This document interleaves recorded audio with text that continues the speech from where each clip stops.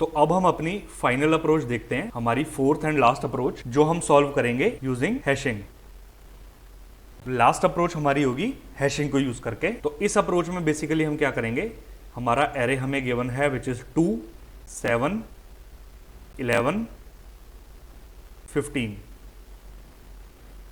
Index हमें given है 0, 1, 2, 3। इस अप्रोच में हम बेसिकली क्या करेंगे, हम एक अनऑर्डर्ड सेट बना लेंगे और हम उस सेट में सर्च करेंगे कि हमारे पास एलिमेंट प्रेजेंट है या नहीं, हमारे पास कौन सा एलिमेंट प्रेजेंट होना चाहिए। हम सेम वही आइट्रेट करेंगे अपने एरे पे using a for loop. Iterate करने के बाद हम अपने टारगेट में से 9 में से अपने करंट इंडेक्स को माइनस करेंगे। ये हो गया हमारा एरे ऑफ आई। जैसे हमने लास्ट बाइनरी सर्च अप्रोच में किया था, सेम हमें यहां भी वही करना है। हमें अपने टारगेट में से सब्ट्रैक्ट करना है एरे ऑफ आई को। टारगेट है हमारे पास 9, हमने अपने करंट एलिमेंट विच इज 2 को माइनस कर दिया और अब हम क्या करेंगे, इसका आंसर आ गया 7। अब हम अपने सेट में सर्च करेंगे कि हमारे पास 7 प्रेजेंट है या नहीं है। अगर तो हमारे पास 7 प्रेजेंट है तो हम उसी टाइम ट्रू रिटर्न कर देंगे कि हमारे पास एलिमेंट एग्जिस्ट करते हैं जिनका सम टारगेट के इक्वल है। वरना हम क्या करेंगे, हम अपने करंट एरे ऑफ आई को सेट के अंदर इंसर्ट कर देंगे सो दैट जब हमारा इंडेक्स नेक्स्ट एलिमेंट पे पहुंचे तो वो हमारे सेम अप्रोच से एलिमेंट को फाइंड आउट कर पाए। एक बार इस अप्रोच को हम देखते हैं कि ये होगी कैसे। हमने क्या करा, हमने सबसे पहले एक सेट क्रिएट कर लिया जो कुछ ऐसा दिखेगा। तो हमने क्या करा, तो हमने अपना हैश सेट बना लिया। अब हम क्या करेंगे, अपने पूरे एरे पे using a for loop iterate करवाएंगे। तो यहां हम एक बार अपना एरे वापस से बना लेते हैं। 2, 7, 11 एंड 15। इंडेक्स है हमारे पास 0, 1, 2, 3। हमने अपना फॉर लूप चलाया। इनिशियली हमारा आई जो है वो हमारे 0th इंडेक्स पे होगा। हम चेक करेंगे कि हमारा टारगेट है 9, उसमें से हमने अपने करंट एलिमेंट को माइनस किया। करंट एलिमेंट है 2, ये आया 7। हम इस 7 को अपने सेट के अंदर फाइंड करेंगे। ये हमारा है सेट। हम 7 को अपने सेट के अंदर फाइंड करेंगे। सेट के अंदर हम फाइंड करेंगे कि हमारा 7 प्रेजेंट है या नहीं है। अगर तो हमारा 7 प्रेजेंट है तो हम उसी टाइम ट्रू रिटर्न कर देंगे। एल्स हम क्या करेंगे, अपने इस 2 को इंसर्ट कर देंगे सेट के अंदर। हम अपने इस 2 को सेट के अंदर इंसर्ट कर देंगे। तो करंटली हमारा सेट इज एम्प्टी। करंटली हमारा सेट जो है वो एम्प्टी है। तो हम क्या करेंगे, इस 2 को हमने हैश सेट में डाल दिया। अब हमारा जो होगा आई यहां से हटके अपने फर्स्ट इंडेक्स पे चला गया। फर्स्ट इंडेक्स पे आई को मिला 7।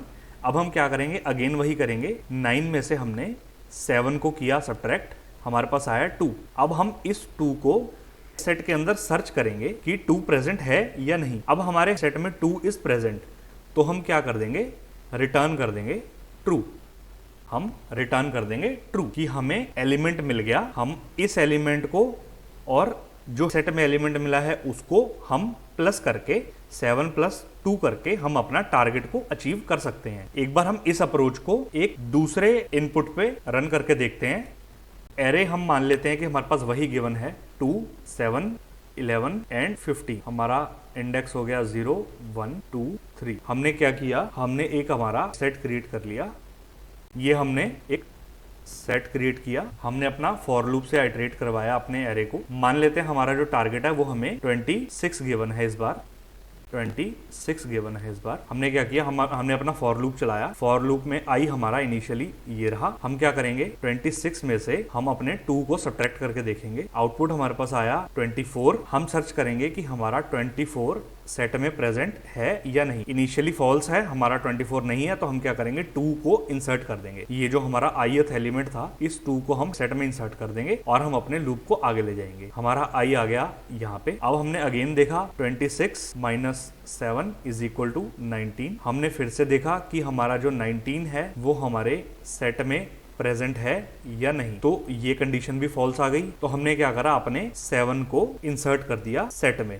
7 को इंसर्ट कर दिया सेट में। हमारा लूप आगे चला गया। हमने आई को प्लस किया। अब हमारे पास एलिमेंट है 11। अगेन वही करेंगे। 26 में से हमने 11 को माइनस किया। आउटपुट आया हमारे पास 15।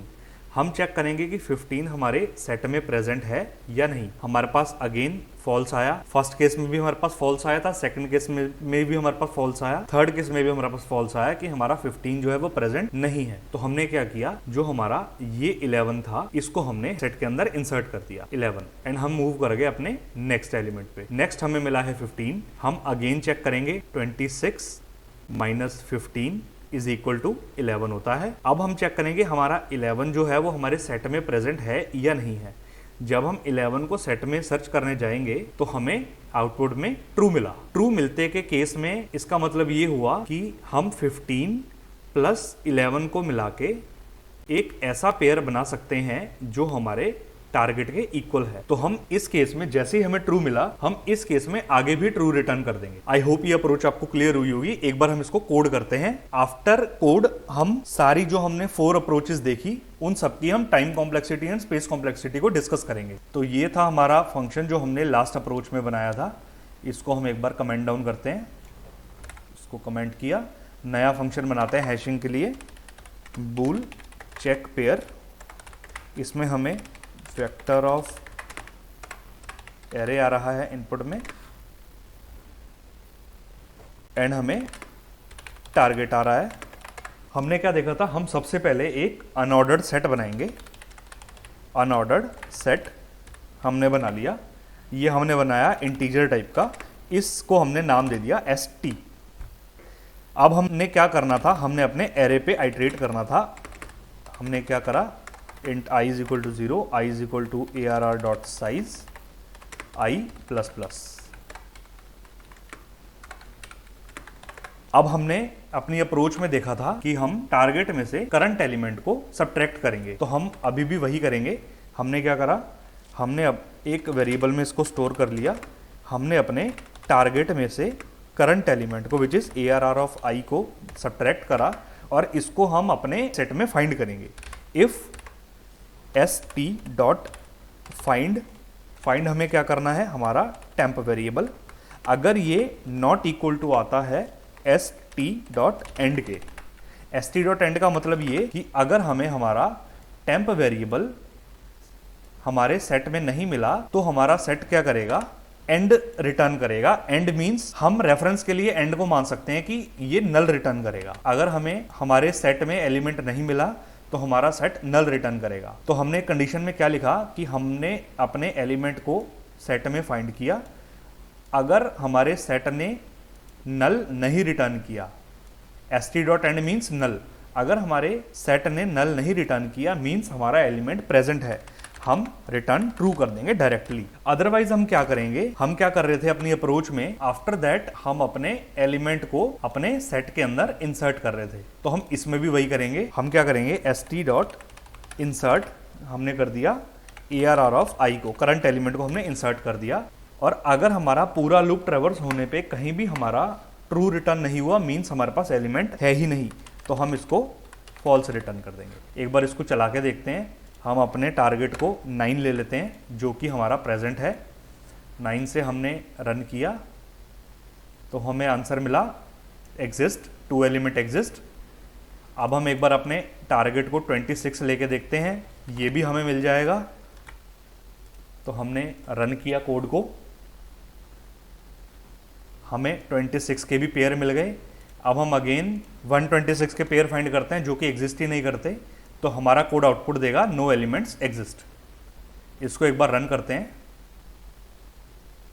तो हमारा एज एक्सपेक्टेड आउटपुट आ रहा है नो एलिमेंट एग्जिस्ट। तो यही थी यार हमारी 4 अप्रोचेस जो कि हमने देखी अपना अभी ये हैशिंग से।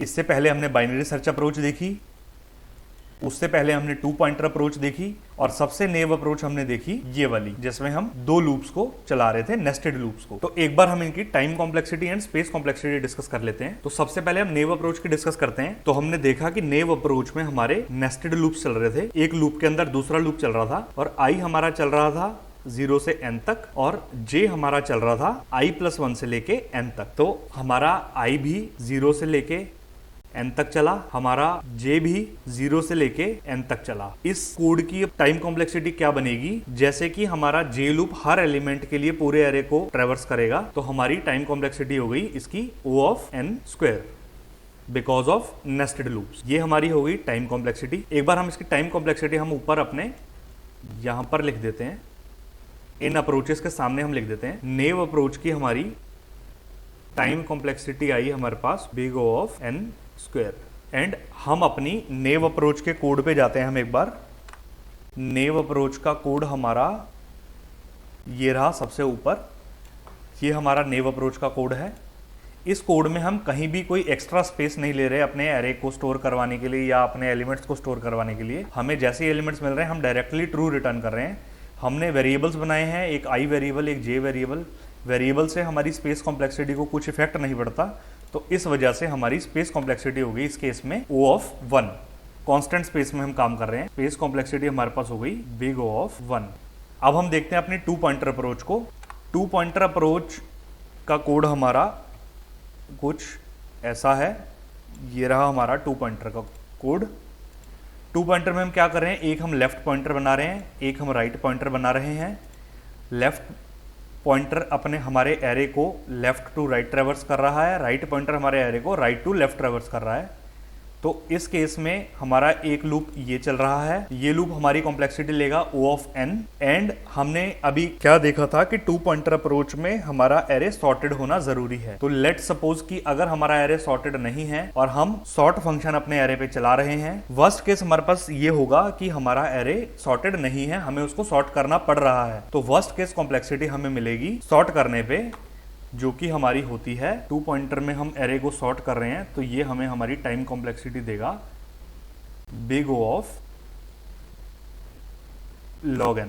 ये हमारी सॉर्टिंग की कॉम्प्लेक्सिटी होती है n log n। अगर हम वर्स्ट केस में ये मान के चलें कि हमें अपने एरे को सॉर्ट करना पड़ेगा, तो वो हमें n log n कॉम्प्लेक्सिटी देगा। और हम इस अप्रोच में भी हम कोई स्पेस नहीं ले रहे एक्स्ट्रा, हमने 2 वेरिएबल बनाए हैं सिर्फ, एक लेफ्ट के लिए एक राइट के लिए। अंदर हमने कोई भी एक्स्ट्रा स्पेस नहीं लिया अपने एरे को स्टोर करने के लिए, तो इसमें भी हमारी जो स्पेस कॉम्प्लेक्सिटी होगी वो कांस्टेंट ही रहेगी। Constant means big O of 1। हमारी नेव अप्रोच की time complexity is n square, space complexity is O of 1 because हम कोई एक्स्ट्रा स्पेस नहीं ले रहे। 2 पॉइंटर की हमारी time complexity is n log n, space complexity is O of 1। अब हम देखते हैं अपनी बाइनरी सर्च अप्रोच की बात करते हैं। बाइनरी सर्च अप्रोच का हमारे पास कोड है ऐसा, ये रहा हमारा बाइनरी सर्च का कोड, बाइनरी सर्च अप्रोच का कोड बेसिकली। तो इस कोड में अगर हम देखें तो हम क्या कर रहे हैं, इस कोड में भी हमने यही देखा था कि हमें वर्स्ट केस में अपने एरे को सॉर्ट करना पड़ेगा। इसकी टाइम कॉम्प्लेक्सिटी भी लास्ट अप्रोच वाली होगी, 2 पॉइंटर वाली। इसमें हम क्या कर रहे हैं, हम n साइज का लूप चला रहे हैं जो हमारा 0 से n तक जाएगा, और हर लूप के अंदर हम बाइनरी सर्च को अप्लाई कर रहे हैं। बाइनरी सर्च हमारी कॉम्प्लेक्सिटी लेती है log n, और ये लूप हमारा ले रहा है n, तो हमारी कॉम्प्लेक्सिटी होगी n log n। एंड अगर हम सॉर्ट करते हैं अपने एरे को, तो उसकी भी कॉम्प्लेक्सिटी n log n होती है, n log n plus n log n। इसको हम एक ही n log n कंसीडर करते हैं। तो बाइनरी सर्च अप्रोच की भी टाइम कॉम्प्लेक्सिटी इसकी भी हो गई हमारी exactly O of n log n। तो बाइनरी सर्च अप्रोच की भी time complexity n log n हो गई। अब इस केस में भी हम कोई एक्स्ट्रा स्पेस नहीं ले रहे, हमने सिर्फ कुछ वेरिएबल्स ही बनाए हैं, i वेरिएबल, सर्च वेरिएबल, इसके अंदर हमने एक मिड वेरिएबल बनाया है। तो सिर्फ हमने 2-3 वेरिएबल बनाए हैं, तो हमारी स्पेस कॉम्प्लेक्सिटी पे कुछ फर्क नहीं पड़ेगा, तो हमारी स्पेस कॉम्प्लेक्सिटी भी कांस्टेंट रहेगी which is big O of 1। तो हमारी बाइनरी सर्च की भी time complexity n log n हो गई and space complexity O of 1। अब हम बात करते हैं अपनी हैशिंग वाली अप्रोच की। हैशिंग वाली अप्रोच का कोड अगर हम देखें तो इसको हमने किया कमेंट, इसको हमने किया कमेंट, एंड ये कोड है हमारा हैशिंग का। हैशिंग में अगर हम देखें तो हमने एक n साइज का लूप चलाया है और हम अपने सेट के अंदर फाइंड कर रहे हैं। सेट के अंदर फाइंड करने की कॉम्प्लेक्सिटी होती है constant which is big O of 1, और ये हमारा लूप चल रहा है n तक का, तो हमारी कॉम्प्लेक्सिटी हो गई O of n। O of n plus O of 1, तो O ऑफ n बड़ी है तो हम O ऑफ n को ही कंसिडर करेंगे। तो हम हैशिंग वाली की टाइम कॉम्प्लेक्सिटी एक बार लिख लेते हैं which is O of n।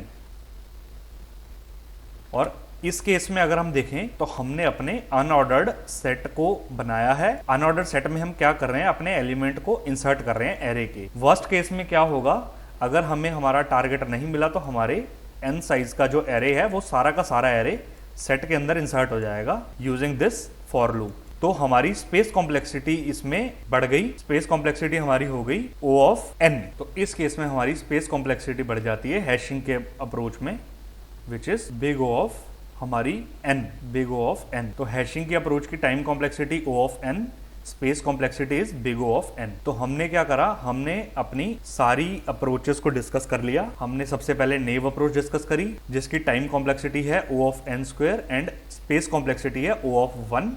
Then हम शिफ्ट हुए अपनी 2 पॉइंटर अप्रोच पे जिसकी टाइम कॉम्प्लेक्सिटी है n log n, बिकॉज हमें वर्स्ट केस में अपने एरे को सॉर्ट करना पड़ेगा एंड स्पेस हम एक्स्ट्रा कुछ नहीं ले रहे, तो हमारी स्पेस कॉम्प्लेक्सिटी है O ऑफ 1।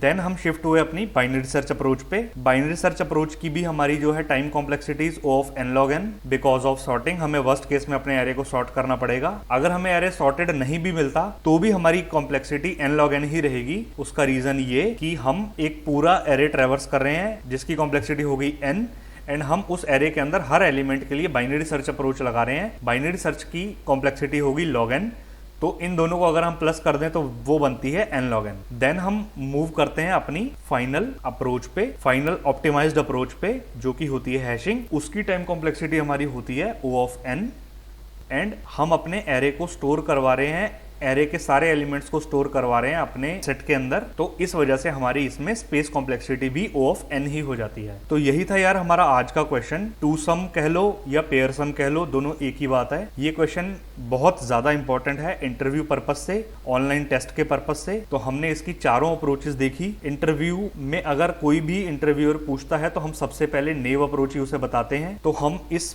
वीडियो में हमने अपनी अप्रोच को ऑप्टिमाइज करते करते हम O ऑफ n स्क्वायर से O ऑफ n तक अपनी कॉम्प्लेक्सिटी को ले आए। हमने अपनी प्रॉब्लम को ऑप्टिमाइज किया जितना हो सकता था। आई होप आपको ये वीडियो समझ आई होगी यार। अगर समझ आई हो तो प्लीज इस वीडियो को लाइक कर देना यार, कमेंट कर देना जो भी आपको अच्छा लगा हो या बुरा लगा हो। कुछ डाउट हो तो आप मुझे लिंक्डइन पे भी DM कर सकते हो, आप मुझे कमेंट सेक्शन में भी कर सकते हो कमेंट। मैं हर कमेंट को पढ़ूंगा एंड उसको रिप्लाई भी करूंगा। एंड हाँ यार, जाते जाते चैनल को सब्सक्राइब कर देना please. Thank you so much.